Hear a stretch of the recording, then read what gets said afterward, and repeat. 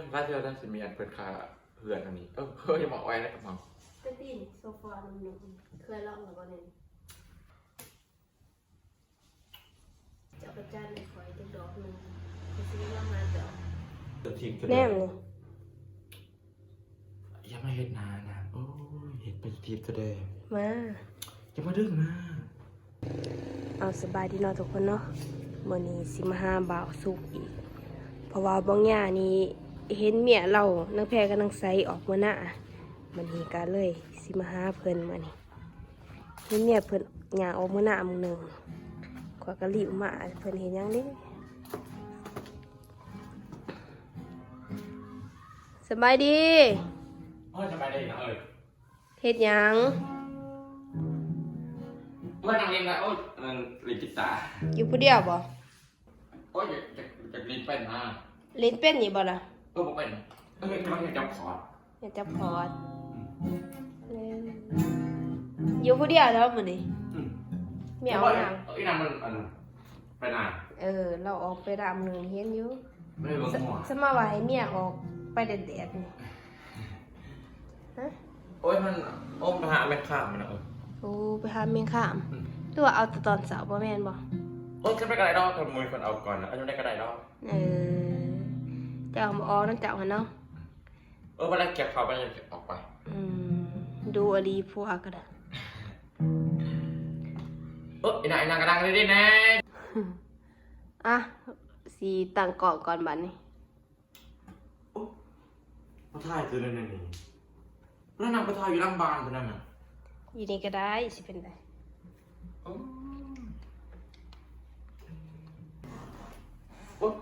อีนาย วันนี้ก็บ่ได้ก็บาสู้อีกคนเลย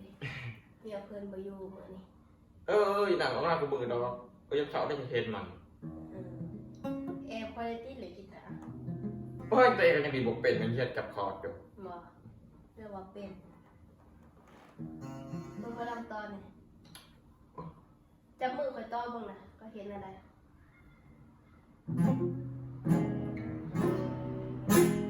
ประเด็นแล้วนี่เด็กจับมือคอยแล้วนะ ตัวเองบางคนจับอีนายเลยเบิ้งค่ะสีเนี่ยน่ากีตาร์เปิด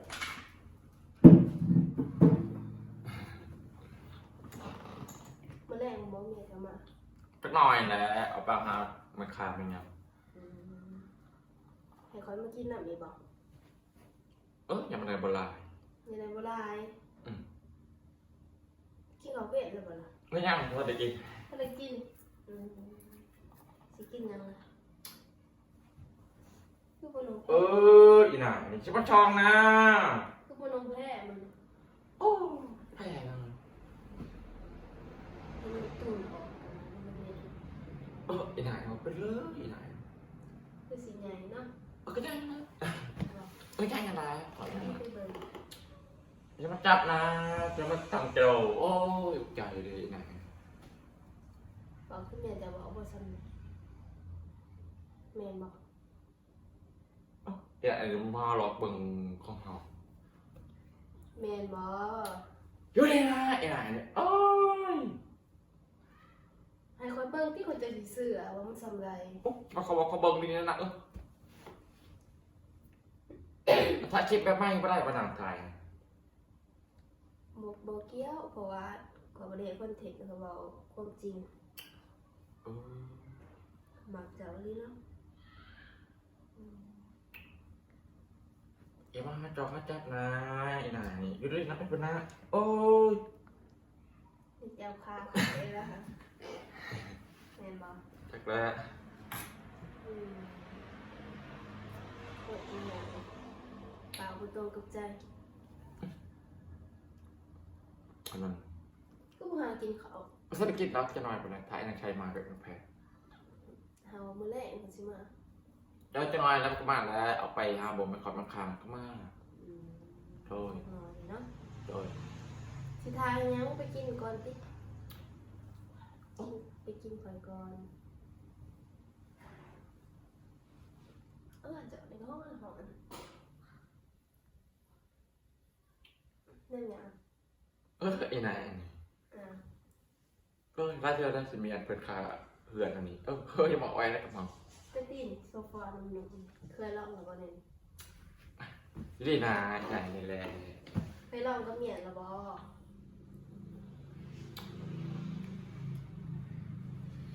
โอ้ยมาจัดให้นายโอ้ย ยินบ่ทำเคยลองละบอกก็เมียนเลย เราก็ไม่ได้อยากบอกไอ้นายนี่ เขาบ่เคยก็ลองเอาคอยติดครั้งแรกเลย อยู่ดีๆนายนี่เฮ้ยมียังไปอยู่จริงๆรอเลยแหละนั่น ไปอยู่แต่ว่าแห่งดี คนมาเที่ยวมาหาจะติด มาหมู่กับมาใส่ชมก็ดีงามแน่อันนี้ชายจะชมกันเคินมาเขาโอ้จวนได้ไ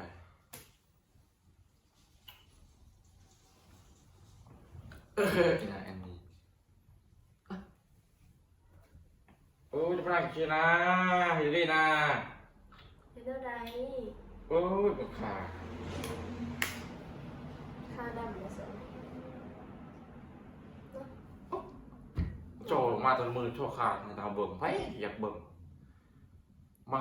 โอ้เจ็ดตัวชีมาแต่ละมือทะยกข้าชอบข้า ที่ ชา สี่วะธรรมดาเลย พูดจะมาห้องเมื่อคืนนางเอ้ยพี่อยากเบิ่งหน้า ว่าอยากเบิ่งทางแน่ นี่แหละกันเดียวนั่ง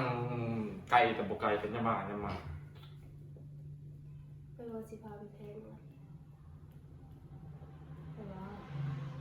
ไปแทงมันจะ โอ้ยจะเด็กกับพี่ไหนนะชิบะเชามาเอา จะประจานในข่อยจังดอกหนึ่งไปซื้อว่างานเดี๋ยวแต่ว่า ได้ไหมชิบ้าเข้าเดือนน่ะ อืม ไอ้ไหนนี่แหละกันเอาอันนั้นให้กันอย่าเทียบปากของมือให้เทียบปากดุกว่านี้อีกใจไอ้ไหนนี่ บอถ้าเจ้าให้ข่อยบ่มา มันติดใจเขาเทียบปากของมือตายโลดเขาเจ้าไปได้สติใจถ้าหนึ่งเจอข่อยเจ้าสติใจ ไอ้นายนี่ดีนะไอ้นายนี่ย อย่าเปิงเลยนะไปตีล่ะพวกเนี่ยจะบ่มาอันนี้ข่อยก็มาหาเจ้าคู่มือจะบ่มาข่อยบ่ ผู้ชายไปจากเจ็บมาหาจะทำ ข่อยบ่มาผู้บ่าวคนอื่น จะมาลูกหน้าเขาลูกเงียบโอ้ยมาลูกข้าลูกแข้งลูกข้าหน้าลูกเงียบ เขาได้ลูกบอกอื่นทิ้งลูกคนนั้นนั่นน่ะ ยี่นายมาไอ้กับพนักนายเลยเมียเป็นข้า มัน เพื่อน ตีแล้วมันตูนเลยนะ ชอบเล่าอย่างนี้ไม่เก็บชอบ ระหว่างใดอยู่ไกลข่อยตูนออกบ่ได้เด้อ ไอ้นางดีๆมาบนนาง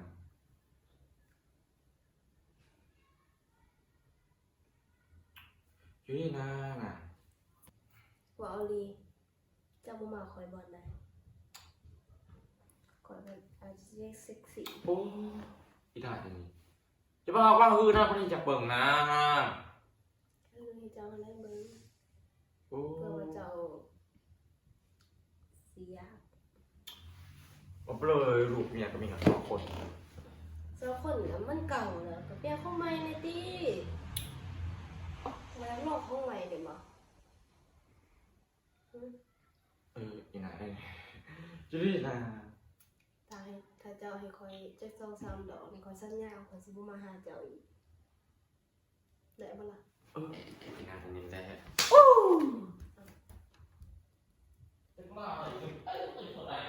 สงสัยเพิ่นอดบ่ได้ทุกคนเอ้ยเพิ่นย่างไปพุ่นล่ะ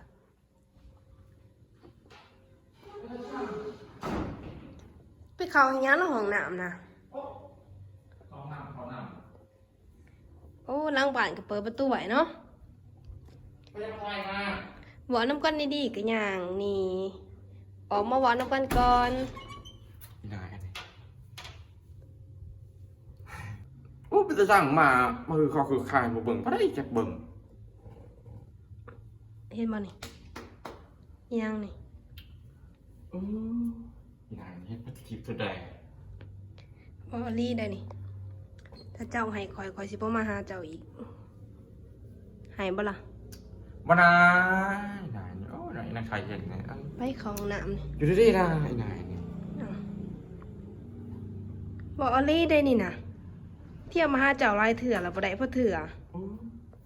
ของนำเสร็จลบธุระก็มาน ไว้ไป ำอยู่ดีๆนะ เข้าห้องน้ อีนายนี่เฮ็ดไปเลยอีนายนี่อย่าอัดหน้าน่ะโอ้ยอย่าอัดหน้า ำเข้ามาพี่ อีนายอันนี้เอาแล้วเป็นทีแสดงแบบนี้ สิแสดงอีหยังก็จริงจังเลยนี่ หน้าอันนี้โอ้ยดึงเขาของหน้าไว้เป็นทีแสด แน ง มนี่ อย่ามาเฮ็ดหน้านะโอ้ยเฮ็ดเป็นทีแสดง มา อย่ามาดึงหน้าโอ้ยมันคือใครมาเบิ่งอีนายอันนี้ ดอกหนึ่งก็เอา โอ้ หรือว่าสิอาบน้ำบ่อาบน้ำกันมะ เฮ็ดแล้วนั่นน่ะเฮ็ดยังเฮ็ดแล้วนะอาบน้ำแล้วนะ อาบเป็นโมเนตี โอ้ช่างนั่นน่ะอย่ามาเฮ็ดมือนะโอ้ยอีนายเฮ็ดอะไรดีอันนี้โอ้ เอา ปิดนั่นน่ะ คัดปิดแล้วเจ้าสิหายขอยบ่ นั่นปิดแล้วนะโอ้ยทะลุอีนาย เจ้าก็ยังย่างไปย่างมาติล่ะ โอ้ยไปทายกับไปทายพี่ทายนานคิดว่ากับมือจะปิดกับปิดมันกล่องเอ้ย ถ้าเจ้าให้คอยก็สิปิด ปิดอันหนังเอ้ย เจ้าบ่อยากบ่น่ะฮะ โอ้ยนายเฮ็ดอะไรเดย์วันนี้ นี่เอาเยือนขวก็ได้เคยอยู่บ่เยือนขว เฮ้ยได้แล้วอ๋อบอกว่าตัวแรกเข้าห้องน้ำผมดึงเขาผมว่าเฮ็ดขวดก็จะโอ้ยปิดหน้าหนังกล่องขนาด ถ้าคอยปิดเจ้าสิให้บ่ ไหนปิดนะผมเคยไปหนังผมเคยไปหนัง มาหาไปเท่าไรเถื่อก็บ่เคยได้จักเถื่อ โอ้ไปหนังไปหนังโอ้ นี่เราสิเข้าห้องล่ะ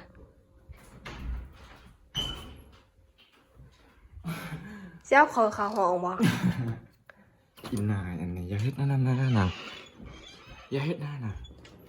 เฮ็ดไปเรื่อยเลยติดตัวแดงนะครับ นี่เด้นี่บอนมีบอนพอดีเลยนี่ โอ้ย ไว้นี่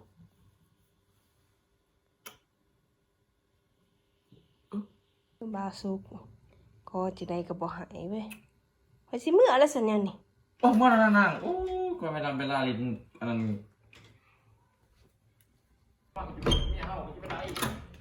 บ่เป็นไรดอกทุกคนเอ้ย